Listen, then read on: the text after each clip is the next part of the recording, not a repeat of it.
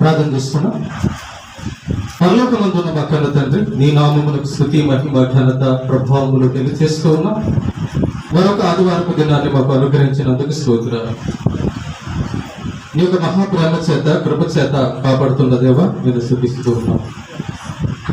వినగల చెవులను గ్రహించగల మనస్సును దయచేయండి. నీ పక్షాన నీవు నిలబెట్టుకున్న నీ దాసునైన నేను అల్పజ్ఞుడను, పాపిని నిష్ప్రయోజకుడను. కేవలం నీ ప్రేమ చేత నీ కృప చేత నీవు కాపాడుతూ ఉన్నావు. అభ్యంతరపరచ చూచే సాతాను దురాత్మ చేట శక్తుల ప్రభావాన్ని తొలగించి నీ కొరకు ఉన్నతంగా వాక్యం నేర్చుకున్నట్లుగా దీవించమని ప్రభువైన యేసుక్రీస్తు పేరిట ఈ ప్రార్థన మీకు సమర్పిస్తున్నాము తండ్రి. ఆమేన్. Jeevan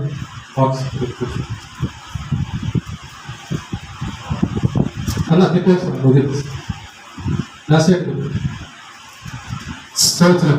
right, okay. గత వారాల్లో చెప్పినట్లుగా రెండవ భాగాన్ని ఈ యొక్క రోజు ధ్యానం చేద్దాం. యోనా గ్రంథము 4వ అధ్యాయము 4వ వచనాన్ని చదువుదాము. అందుకు యెహోవా నీవు కోపించుట న్యాయమా అని అడిగాను. ప్రేమన దేవుని బిడ్డలారా, జాగ్రత్త జ్ఞాపకం చేసుకుంటాం. ఈ యోనా గ్రంథములో ఉన్నటువంటి విషయం ఏంటంటే, నినెవె అనేటటువంటి ఒక పెద్ద పట్టణం ఒకటి ఉండేది పాతకాలంలో. ఆ నినెవె అనే పట్టణంలో ప్రజలందరూ కూడా భయంకరమైన పాపంలో నిండిపోయారు. చిన్నవాళ్ల కాడి నుంచి వృద్ధుల వరకు అందరూ కూడా భయంకరమైన పాపంలో నిండిపోయారు. ఎవరు నిజం చెప్పడం లేదు, అబద్ధాలు చెప్తున్నారు. అందరూ నరహంతకులుగా, మోసగాళ్ళుగా, దొంగలుగా, కొట్టేవాళ్ళుగా, తిట్టేవాళ్ళుగా, రకరకాల చెడు పనులతో ఆ ఊరంతా, ఆ పట్టణం అంతా నిండిపోయింది. కనుక ఈ యొక్క పాపమును చూసి పరలోకంలో ఉన్న దేవుడు బాధపడ్డాడు, కోపపడ్డాడు. కోపపడిన తర్వాత భూమి మీద యోనా అనేటటువంటి ఒక ప్రవక్త, మీకు అర్థమయ్యే భాషలో ఒక పాస్టర్, ఆ పాస్టర్ గారికి దేవుడు ఒక మాట చెప్పాడు. ఇదిగో యోనా, నీవు వెళ్ళి నినెవె అనే పట్టణంలో ఉన్న ప్రజలందరికీ చెప్పు, మీ పాపాలు భయంకరంగా ఎక్కువైపోయాయి, ఇక మిమ్మల్ని దేవుడు అగ్ని గంధకాలు కురిపించి నాశనం చేయబోతున్నాడు, మారతారా లేదా అనే ప్రకటన చెయ్యి అని చెప్పి దేవుడు ఆ యోనా గారికి సెలవిస్తాడు. ఈ యొక్క మాట విన్న యోనా దేవుడు చెప్పిన నినెవె పట్టణానికి కాకుండా ఇంకొక ఊరికి వెళ్ళాలనుకుంటాడు. సముద్ర ప్రయాణంలో ఓడలో.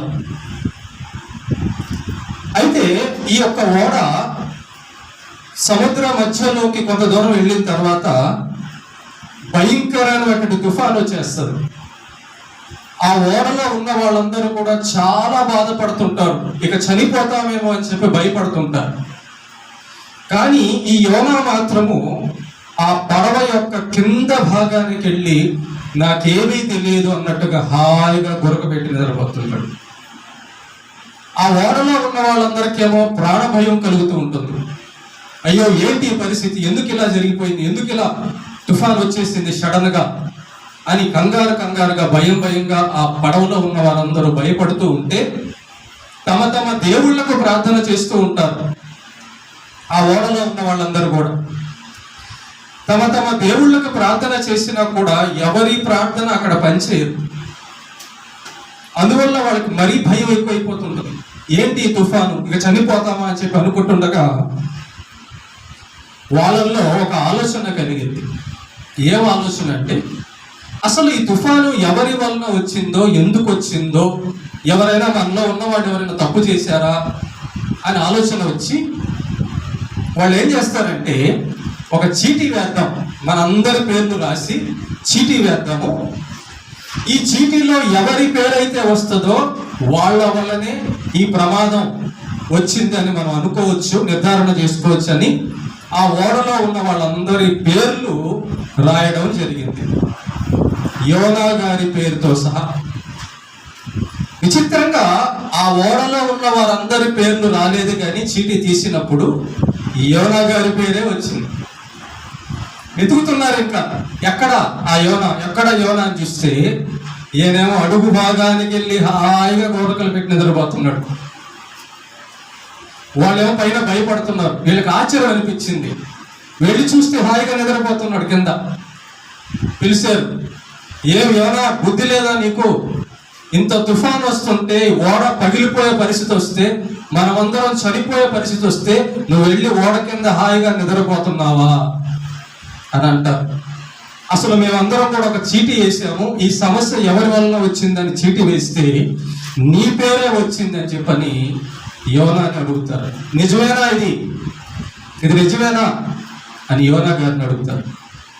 అడిగినప్పుడు ఆ యోనా నిజం ఒప్పుకుంటాడు. అయ్యా నిజమే, ఇది నా వల్లే వచ్చింది. ఏం చేసావు యోనా అంటే, ఏం లేదు, నా దేవుడు భూమి ఆకాశములకు సృష్టికర్త, నా దేవుడు మనుషులందరినీ చేసిన వాడు. కాబట్టి ఆ నిజమైన దేవుడైన యెహోవా నాకు ఒక మాట చెప్పాడు, నినేవే అనే పట్టణానికి వెళ్ళి అక్కడ పాపపు ప్రజలకు హెచ్చరించు వెళ్ళి అని చెప్తే నేను ఆ ఊరికి పోకుండా మీ ఓడలో ఎక్కాను అంటాడు. గుండెలు పగిలిపోతాయి వాళ్ళు. అయ్యా ఏం పని చేసావు నువ్వు? దేవుడు అటు వెళ్ళమంటే నువ్వు ఇటు వెళ్తున్నావా? నీ వల్లనే కదా మాకు ఈ ప్రమాదం అంతా వచ్చింది అనగానే అప్పుడు యోనా అంటాడు, ఈ ప్రమాదంలోంచి, ఈ సమస్యల్లోంచి మీరు బయటపడాలంటే ఒకటే ఒక మార్గం ఉంది అంటాడు. ఏంటయ్యా అంటే, నన్ను ఎత్తి సముద్రంలో పడేయండి. అదేంటయ్యా? చూస్తా ఒక నిండు ప్రాణాన్ని, మనిషిని ఎట్లాగా మేము సముద్రంలో పడేయమంటావు? నువ్వు కూడా అలాంటి మనిషివే కదా అంటే, లేదు, మీరు నన్ను ఈ సముద్రంలో పడేస్తేనే ప్రాణాలతో బ్రతికి మీ ఊరికి చేరతారు ఈ ఓడలో, లేకపోతే మాత్రం ఖచ్చితంగా అందరు చచ్చిపోతారని చెప్పి యోనా చెప్పేస్తాడు. ఇక చేసేది ఏమీ లేక తుఫాన్ ఆగడం లేదు, పగిలిపోయే పరిస్థితి వచ్చేసింది ఓడ. అప్పటికి సరుకులన్నీ కూడా పడేసారు, ధాన్యాలు, బస్తాలు అన్ని, కానీ ఆగడం లేదు. ఇక వాళ్ళకి నిర్ధారణ అయిపోయింది, నిజమే ఇది యోనా వల్లనే వచ్చింది. ఇక చేసేది లేక దేవుడికి ప్రార్థన చేస్తాడు. యోనా నమ్ముకున్న దేవా, యోనా నమ్ముకున్న సృష్టికర్త అయిన యేసయ్యా, నీకు మేము ప్రార్థన చేస్తున్నాం, దయచేసి ఇదిగో ఈ మనుష్యుణ్ణి మేము సముద్రంలో పడేస్తున్నాము, ఈ పాపము మా మీద పెట్టకు అని చెప్పి ఆ మనుషులందరూ యోనాను తీసుకెళ్లి సముద్రంలో పడేస్తారు ఓడలోంచి. ఎప్పుడైతే యోనాను సముద్రంలో పడేస్తారో గాలి తుఫాను నిమ్మలమైపోతుంది, ఆ పడవ మెల్లగెళ్ళిపోతుంది, ఇబ్బంది ఏమన్నా.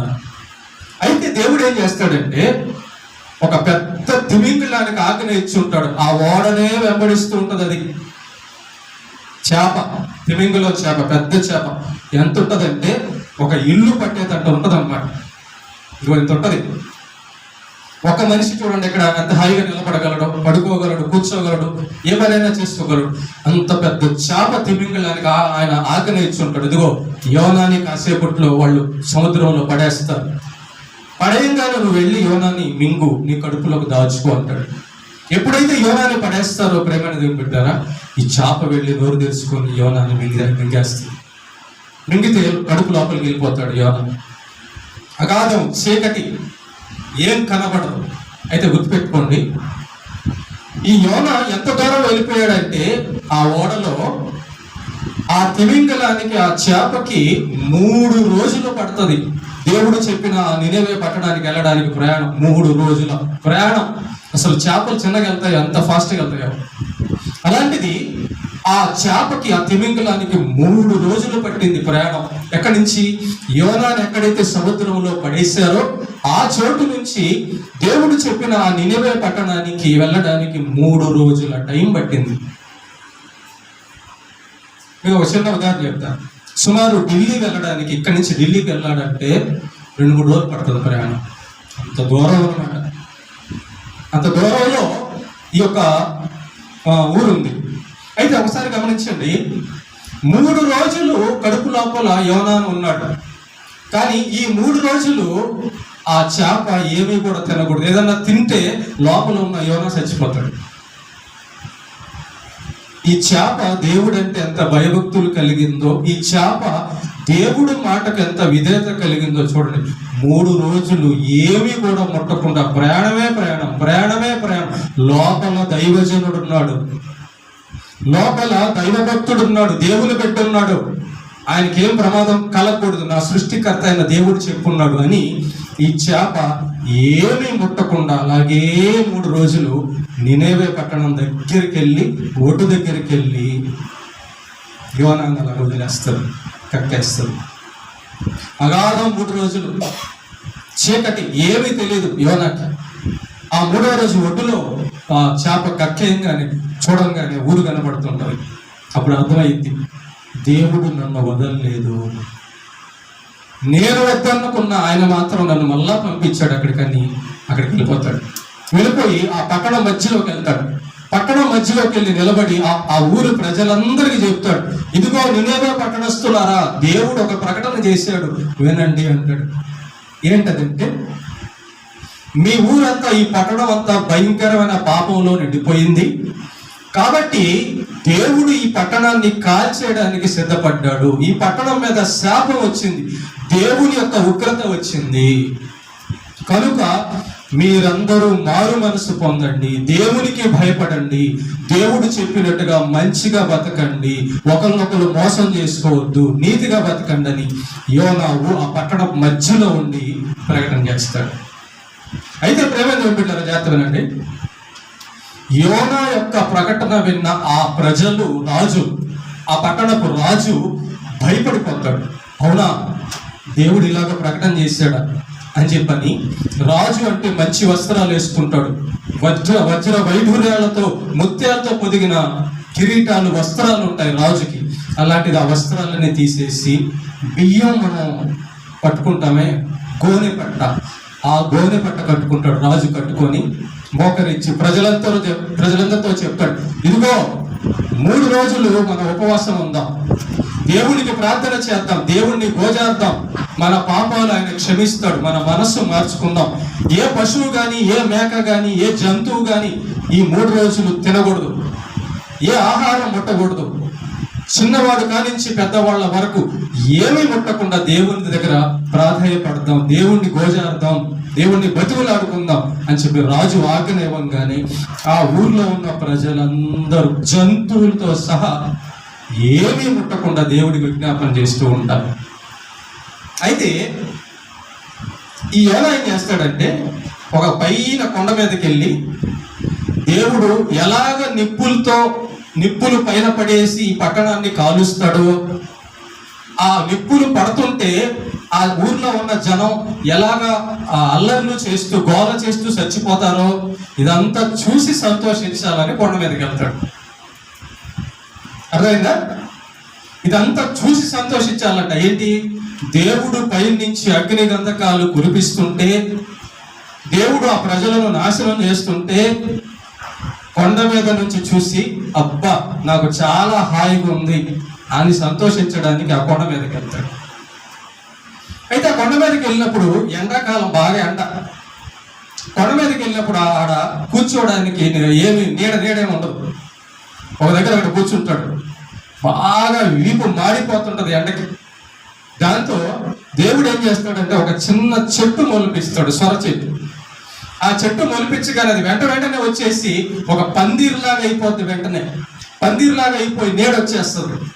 అప్పుడు యోనా అనుకుంటాడు, అమ్మయ్యా ఎంత బాగుందో, ఎంత చల్లగా ఉందో, ఇప్పుడు నేను వాళ్ళందరూ చచ్చిపోయేది చూస్తా, వాళ్ళందరూ నాశనం అయిపోయేది ఇప్పుడు హాయిగా చూస్తా ఈ నీడలో అనుకుంటూ ఉంటాడు. అంతలోకి అట్లా మొలిచి అట్లా నీడ వచ్చిన ఆ చెట్టు మరో 1 గంటలో ఎండిపోయి మళ్ళీ రాలిపోతుంది. ఎండిపోయి రాలిపోగానే మళ్ళీ ఎండ వచ్చేసి వీపు మాడిపోతుంటది యోనాకి. ఇక యోనా అనుకుంటాడు, సావరం మేలు దీనికంటే, నేను ఇక బతకూడదు, నా బతుకెందుకు ఇంకా వృధా అని చెప్పి, దేవా నన్ను చంపేసేయి, అంటుంటాడు. చూడండి, ఒక చిన్న చెట్టు అట్లా మొలిచి నీడ ఇచ్చి ఎండిపోతే మళ్ళా ఎండబడితే నేను చచ్చిపోవాలనుకుంటున్నాడు. అప్పుడు దేవుడు అంటాడు, అప్పుడు అంటున్నాడు ఈ మాట, యోనా నీవు కోపించుట న్యాయమా అంటున్నాడు. ఒక్క 10 నిమిషాలలో ఒక మొక్క వచ్చి అది పచ్చగా వచ్చి నీకు నీడనిచ్చి ఎండిపోతే ఆ మొక్క గురించి బాధపడుతున్నావే, నీడ గురించి బాధపడుతున్నావే, ఇన్ని వందల జనం నినివే పట్టడం, ఆ ప్రజలందరూ నాశనం అయితే వాళ్ళను సృష్టించిన కన్న తండ్రి అయిన నాకు బాధ ఉండదా? వాళ్ళు నాశనం అయిపోతే వాళ్ళు నాశనం అవుతుంటే చూసి సంతోషిస్తావా అని యోనాతో దేవుడు అన్నాడు. ప్రేమైన దేవుడు బిడ్డరా, ఇక్కడ మనం నేర్చుకోవాల్సిన నీతి ఎంతో చెప్తాను జాగ్రత్తగా. మనం దైవ భక్తులమే, మనం ప్రార్థన చేస్తుంటాం, మనం మందిరానికి వెళ్తాం, బైబిల్ చదువుతాం, దేవుడి గురించి మాట్లాడతాం, పాటలు పాడతాం, కానుకలు ఇస్తాం, చర్చికి వస్తాం. వెరీ గుడ్, రైటే, మంచిదే. కానీ యోనాలాగా చేయకూడదు. యోనా ఇక్కడ ఏం చేశాడు తెలుసా? ఆ ప్రజల మారు మనస్సుకు దేవుడికి ప్రార్థన చేయాల్సిన యోనా ఆ ప్రజలను దేవుడు చంపుతుంటే ఎలాగ చంపుతుంటే చూడాలి, వాళ్ళు హాహాకారాలతో అల్లాడుతుంటే సంతోషించాలనుకున్నాడు. అది యోనా చేసినటువంటి తప్పు. ప్రేమల దేవుని బిడ్డలారా, ఒక మనిషి పుట్టిన తర్వాత దేవుడు ఖచ్చితంగా ఏదో రోజు అతన్ని తీసుకెళ్తాడు, మరణం విధిస్తాడు. కాబట్టి జనన మరణాలు దేవుడి చేతిలో ఉన్నప్పుడు, ఒకరోజు ఖాయమైనప్పుడు మనిషి చావు చూసి సంతోషించాలన్న కోరిక అది దైవ లక్షణం కాదు, దేవుడు హృదయంలో ఉన్నటువంటి మనిషి యొక్క లక్షణం కానే కాదు. ఆ ప్రజలందరూ చచ్చిపోయి నరకానికి వెళ్తే యోనాకి ఏం సంతోషం? పాపులే, దొంగలే, చెడ్డోళ్ళే. ప్రార్థించే వాళ్ళ గురించి, ప్రభువా నీ గురించి తెలియక సాతాను వలలో పడి ఇలాగ అయిపోయారు ప్రభువా, వాళ్ళు మారేటట్టు, వాళ్ళ మనస్సు మారేటట్టుగా చెయ్యి ప్రభువా అని అడగొచ్చు యోనా. కానీ యోనా అలా అడగల. నేను ప్రార్థన పరుడు, నేను నీతిమంతుడు, నేను భక్తి పరును, కాబట్టి నేను బాగుండాలి, వాళ్ళందరూ నాశనం అయిపోవాలి. ప్రేమల దేవుని బిడ్డలారా, దేవుడు అంటున్నాడు మత్తయి సువార్తలో, నీవు నీ ఎదుటి వారి పాపములు క్షమింపకపోయిన ఎడల నీ పాపములు కూడా క్షమింపబడవు. నీవు ఎదుటి వారిని దేవుడి దగ్గరికి నడిపించి తీర్పు తీర్చాలనుకుంటే దేవుడు కూడా ముందు వాళ్ళకంటే నీ తీర్పు తీరుస్తాడు. నీ పని దేవుడు చెప్పినట్టుగా, మన పని దేవుడు చెప్పినట్టుగా చేయడమే కానీ మన పక్కింటోళ్ళు నాశనం అయిపోవాలి, మన ఎదురింటోళ్ళు నాశనం అయిపోవాలి, వాళ్ళు ఇలా అయిపోవాలి, వాళ్ళు ఇలా, అది కాదు దైవ భక్తి అంటే. కాబట్టి యేసు ప్రభు మనకు ఏం నేర్పించాడంటే, నీ శత్రువులను క్షమించు. సిలువలో దొంగ యేసు ప్రభుతో పాటు 2 సిలువ వేయబడతారు. వాళ్ళల్లో ఒకడు యేసు ప్రభు క్షమించడం చూసే మారాడు. పాపులైన మనుషులు యేసు ప్రభు మీద ఉమ్మేస్తుంటే, పాపులైన మనుషులు యేసు ప్రభుని కొడుతుంటే, నింద వేస్తుంటే, అపహాస్యం చేస్తుంటే, ఎగతాళి చేస్తుంటే, ఈయనేంటి అసలు ఇంత పరిశుద్ధుడై ఉండి కొంచెం కూడా కోపం లేదు, ఏ పాపం ఎరగని ఈయన కనీసం వాళ్ళని కోపం కూడా పడడం లేదు, ఏంటి ఈయన క్యారెక్టర్? ఈయనే కదా దేవుడు అంటే, ఇదే కదా ప్రేమ అంటే. తనను సిలువ వేస్తున్న మనుషుల కోసం ప్రార్థన, తనను సిలువ వేస్తున్న మనుషుల కోసం దేవుడికి విజ్ఞాపన చేస్తున్న ఈయన కాక ఇంకెవరు దేవుడు అని సిలువలో దొంగ మారిపోయాడు. దీంట్లో నీతి ఏంటంటే, యోనా గ్రంథంలో మనం అందరం మందిరానికి వస్తాం, కానీ మన బాగు కోరుకుంటాం, మన క్షేమం కోరుకుంటాం, వెరీ గుడ్, మన భక్తి మనం చేస్తాం, మంచిదే. కానీ గుర్తుపెట్టుకోండి, దేవుడు నీతో నాతో పాటు ఆ బయట ఉన్నారే, వాళ్ళను కూడా 9 నెలలు 10 నెలలు చేశాడమ్మా. ఒక తల్లికి మొదటి బిడ్డ కన్నప్పుడు ఎంత బాధో, రెండో బిడ్డ కన్నప్పుడు కూడా అంతే బాధ. పర్లేదులే, ఒకడు ఉన్నాడు, ఒకటి పోతే పోయాడు అనుకుంటుందా తల్లి? అలా అనుకుంటుందమ్మా. 2 బిడ్డలు ఉంటే 2 కావాలి. నిజమైన తల్లులు, నిజమైన తండ్రులు. కాబట్టి దేవుడు ఏ మనిషి కూడా నాశనం అవ్వాలి, ఏ మనిషి కూడా నరకానికి వెళ్ళాలన్నది ఆయన ప్రణాళిక కాదు. అసలు యేసు ప్రభు ఈ లోకానికి వచ్చిందే పాపులైన మనుషులను రక్షించడానికి. ఇది మన చెవుల్లో బాగా హృదయంలో నాటుకోవాలి. ఎవరిని?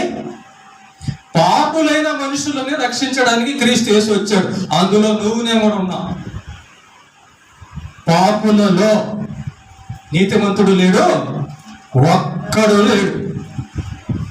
కాబట్టి నేను భక్తి పరులని కట్టింగులు వద్దు మనకి. వాళ్ళు ఇలాంటి వాళ్ళు తీర్పులు వద్దు. నీ భక్తి నువ్వు చేయి, నీ ప్రార్థన నువ్వు చేయి, నీ ఆరాధన నువ్వు చేయి. మరేం చేయాలి? దేవుడికి ప్రార్థన చెయ్యి. నీ ఎదుట ఉన్న జనాంగం నాశనం అవ్వకుండా, నీ ఎదుట ఉన్న జనాంగం యొక్క మేలు కోరు, పాపాన్ని సమర్థించకు, కానీ నాశనం అయిపోవాలని కోరుకోకు. ఇలా జరిగినప్పుడు, అలా అయినప్పుడు యోనాలాగా మనకు ట్రీట్మెంట్ అవుతుంది. యోనాని దేవుడు ఎందుకు సముద్రంలో పడేశాడు? భక్తిపరుడే, ప్రార్థన చేసేవాడే. యోనాకి ఎందుకు ప్రాణాపాయం వచ్చింది? మంచోడే. కానీ యోనా దగ్గర ఉన్న ఒక తప్పు ఏంటో తెలుసా? పాపం చేసేవాడు నాశనం అయిపోవాలని దేవుడికి కంప్లైంట్ చేసే ఒక దుర్బుద్ధి ఉంది. అది దుర్బుద్ధి. అది లోకంలో కనబడుతుంది, క్రీస్తులో కనబడతావు.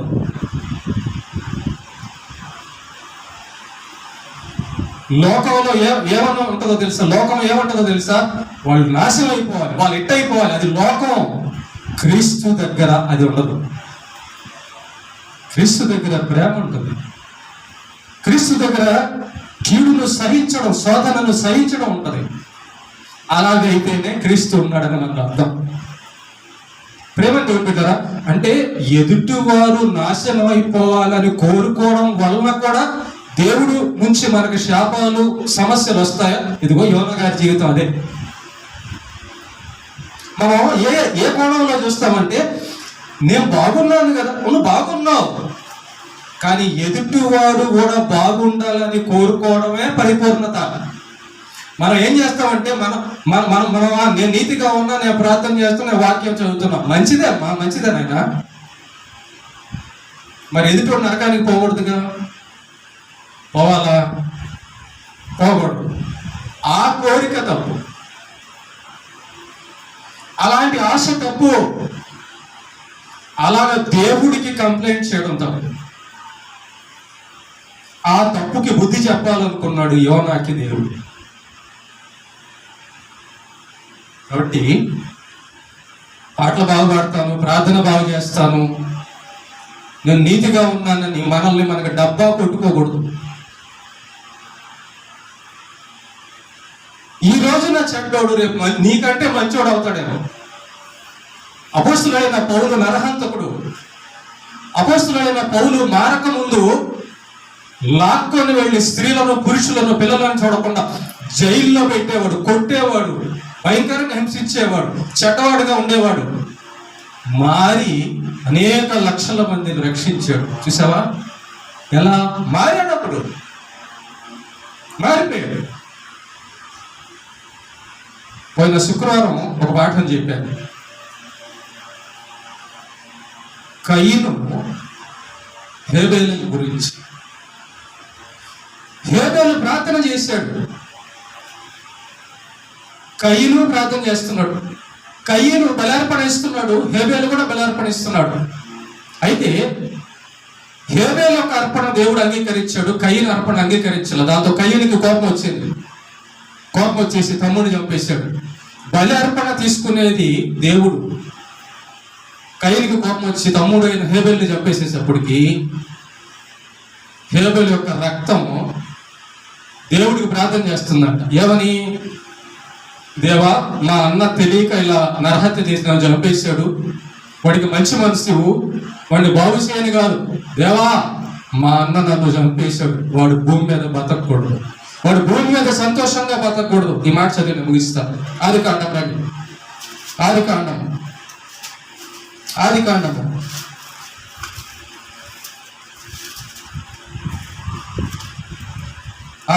4వ అధ్యాయం 10వ వచనం చదవమ్మా. అప్పుడైనా నీవు చేసిన పని ఏమిటి? నీ తమ్ముని రక్తము యొక్క స్వరము నేలలో నుండి నాకు మొరపెట్టుచున్నది. ఏమని? హేబెలు నీతిమంతుడే, హేబెలు భక్తిపరుడే, కానీ ఏమంటున్నాడంట? దేవా, మా అన్న నన్ను చంపేశాడు దేవా. అయితే నన్ను మా అన్న చంపాడు కాబట్టి ఈ భూమి మీద వాడికి సుఖము, ఆనందము, సంతోషము అనేది ఉండకూడదు, నాశనం అయిపోవాలి వాడు అని దేవుడికి ప్రార్థన చేస్తా. ఆ రక్తం ప్రార్థన చేస్తున్నాడు. చూడండి, అక్కడే ఉంది 11వ వచనం చదవండి. కావున నీ తమ్ముని రక్తము నీ చేతుల నుండి పుచ్చుకున్నటకు నోరు తెరిచిన ఈ నేల మీద ఉండకుండా నీవు శపింపబడిన వాడవు. నెంబర్ 1, నీవు నేలను శాంతపరిచినప్పుడు అది సారము ఇక మీద తెయ్యదు, అన్నం దొరకదు. నీవు భూమి మీద దిగులు పడుచు సంతోషం లేకుండా దేశ దిమ్మరిపై పిచ్చోళ్ళలాగా తిరుగుతావు. ఎందుకు ప్రభువా? ఇదిగో నీ తమ్ముడు ఇట్లా చేయమన్నాడు. నీ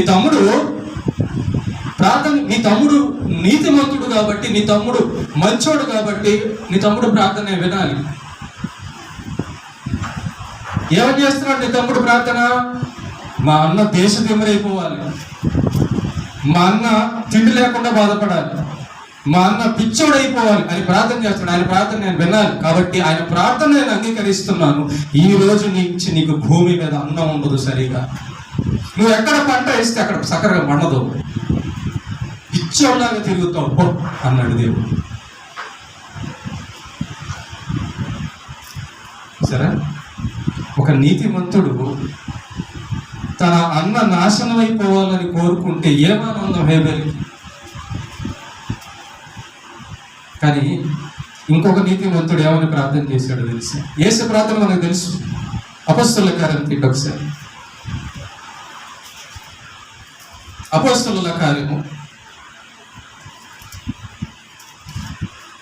7వ అధ్యాయం. అపొస్తలుల కార్యము 7వ అధ్యాయంలో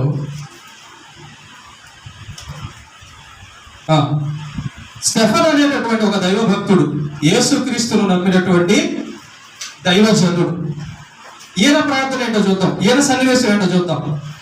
ఈ స్టెఫను యేసు ప్రభు గురించి సువార్త చేస్తున్నాడు. యేసు ప్రభు నిజమైన దేవుడు, ఆయన పాపములు క్షమించడానికి వచ్చాడు, ఆయన వల్లనే పరలోకం, ఆయన నరకాన్ని తప్పిస్తాడు, మంచి జీవితాన్ని ఇస్తాడు అని స్టెఫను ప్రకటన చేస్తుంటే, ఇదిగో ఈ పౌలు కూడా ఉన్నాడు. అప్పుడు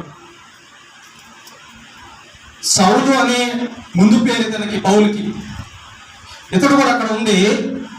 వాళ్ళందరూ వింటున్నారు, యేసు ప్రభు నిజమైన దేవుడా, అయితే నిన్ను రాళ్ళతో కొడతాం, నిన్ను చంపేస్తాం అని పళ్ళు రువ్వి స్టెఫన్ మీదకి దొమ్మిగా వచ్చి రాళ్లతో కొట్టి చంపడానికి ట్రై చేస్తాడు.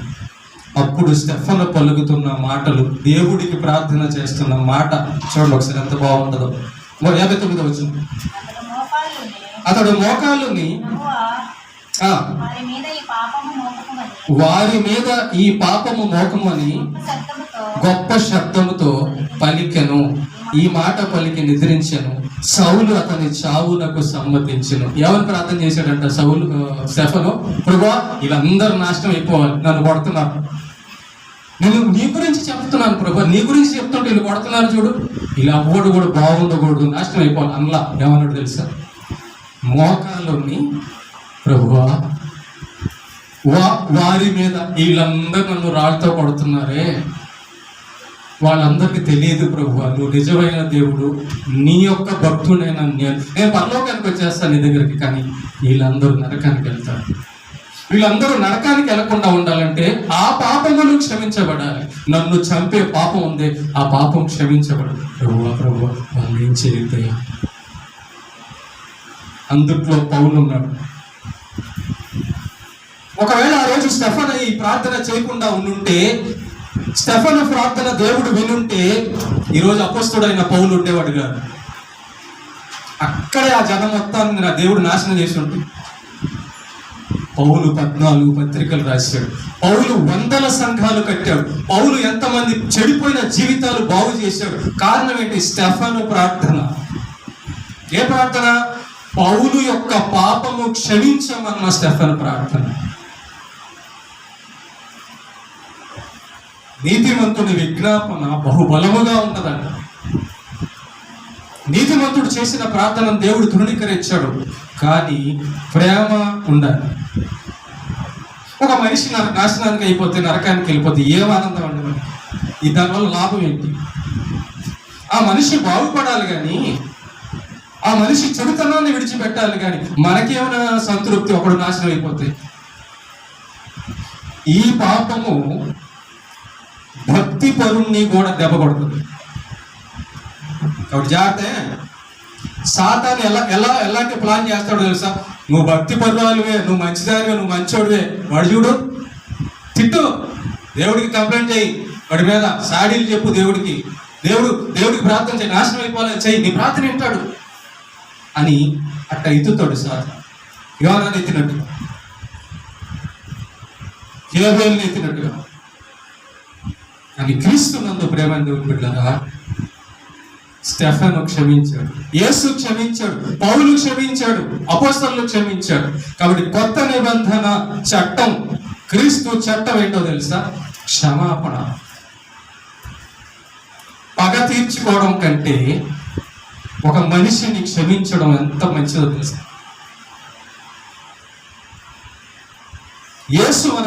యేసు యొక్క ప్రపంచం మొత్తంలో ఏ దేవుడు అనబడేవాడికి లేని గుణం క్షమాపణ. మీరు ఎక్కడ చూసుకోండి, ఏ గ్రంథం అన్నా చదవండి, క్షమాపణ ఉండదు. యేసు దగ్గర మాత్రమే పాపికి క్షమాపణ ఉంది. కాబట్టి మనం మార్చుకున్నాడు. పాపులను రక్షించడానికి క్రీస్తు యేసు దిగొచ్చాడండి భూలోకానికి. ఏం చెప్పుకుంటావు? నీతిమంతుడు అని. మన బతుకు పాపం కాదా? మన ఆలోచనలు పాపం కాదా? మన బ్రతుకుల్లో మచ్చలు లేవా? ఎదుటోడి నాశనం మనం ఎందుకు కోరేది? తీర్పులో నిలబడితే ముందు మన చిట్టా వస్తుంది. కాబట్టి కయ్యూను వలె ఉండరాదు, కానీ హేబేలు లాగా ప్రార్థన చేయకూడదు. హేబేలు లాగా ప్రార్థన చేయాలి, స్టెఫన్ లాగా ప్రార్థన చేయాలి. పాపాన్ని దేవుడు సమర్థించమని చెప్పడం లేదు, కానీ పాపిని రక్షించమని ప్రార్థన చేయాలి. పాపి మారు మనసు. ఆ పాపుల్లో మన ఇంట్లో భర్తలు ఉంటారు, భార్యలు ఉంటారు, అన్నదమ్ములు ఉంటారు. వాళ్ళు నరకానికి వెళ్ళిపోతుంటే అమ్మ, అక్క, అన్న, తమ్ముడు అంటుంటే నీకు బాధ కదా? ఇప్పుడే ప్రార్థన చేయి, ఇప్పుడే మారు మనసు. అరే మా ఊరోళ్ళే, అయ్యో మా కాలనీ వాళ్ళే. ఇప్పుడు బాధపడే కంటే ఇప్పుడు ప్రార్థించు. పాపములు క్షమించని ఎడల మీ పాపములు క్షమించబడవు అంటున్నాడు. ఓకేనా? కాబట్టి ప్రేమ దేవుని బిడ్డలారా, ఈరోజు మనం వాక్యంలో వచ్చి నేర్చుకుంటున్న నీతి ఏంటంటే, నీవు దైవభక్తురాలవైనను నీతిమంతురాలవైనను ఎదుటివాడు నాశనం కావాలని కోరుకోవడం వలన తిరిగి నీ మీదకే వస్తుంది. ఇక నాకు వచ్చినట్టు అసలు ఆ కంప్లైంట్ మనకెందుకు? ఎవడు చేసిన తప్పు వాడు పోతాడుగా. ఎవరో తప్పు చేస్తే నీకేమైనా పడిందా శిక్ష? రాదుగా. కానీ వాడి గురించి ప్రార్థన చేస్తే, దేవుడు ఒకవేళ కనికరిస్తే, వాడు మారితే నీకు కూడా ఉపయోగపడతాడు. నీకంటే మంచి పాట పాడతాడేమో.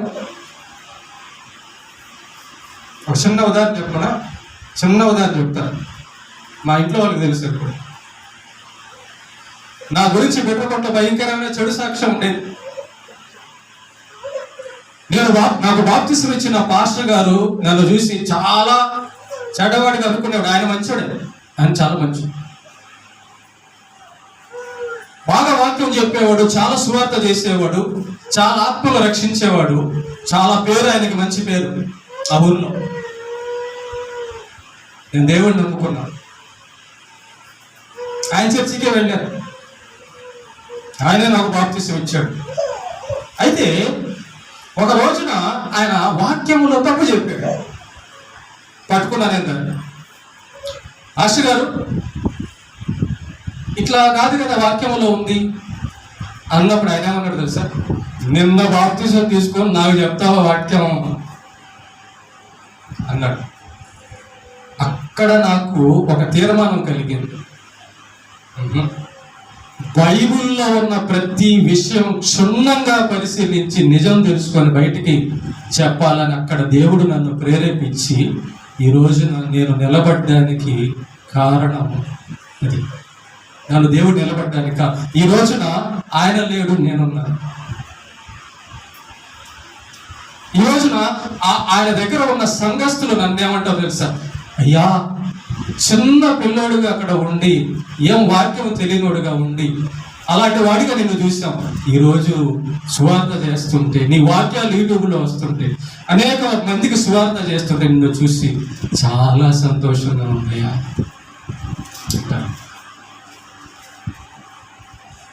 ప్రేమల దేవుని బిడ్డలారా, ఎప్పుడు కూడా గుర్తుంచుకోండి, ఒక మనిషిని మనం ధృవీకరించకూడదు. మన మంచితనాన్ని బట్టి, మన భక్తిని చూసుకొని ఎదుటివాడి దగ్గర మచ్చ పెట్టకూడదు. Complaint, no complaint. నువ్వు మంచిగానే ఉండాలి, కానీ కంప్లైంట్ చేయకూడదు. దేవుడికి చట్టు చేపు అయ్యా ఇట్లా చేయకూడదు, వెలుగు కానీ నాశనం అయిపోవాలని అని చూస్తే యోనాలాగా తప్పు. దెబ్బతగిలి ఒకవేళ మేము ముగిస్తాం, ఒకవేళ మన జీవితాల్లో నేను బాగున్నాను, ఎదుటోడు బాగలేడు కాబట్టి నాశనం అయిపోవాలన్న ఆలోచన కానీ ఉంటుంటే ఆ కారణాన్ని బట్టి ఎక్కడ దెబ్బ తగ్గుతుందేమో, రాగలదేమో. జాగ్రత్త. నీతిమంతుడను అన్నదాన్ని బట్టి దెబ్బ తగిలింది. పౌలు అన్నాడు నేను పాపిని, దానియేలు అన్నాడు నేను పాపిని, దావీదు అన్నాడు నేను పాపిని, భక్తులందరూ అన్నారు నేను పాపులుగా. కానీ మంచిగా బతికాడు. ఎవరి నాశనాన్ని వాడు కోరుకోలేదు. భక్తిలో ఎదుటి వాడి నాశనాన్ని కోరుకుంటా మంచిది. దేవుని మహిమ కలుగుతుంది.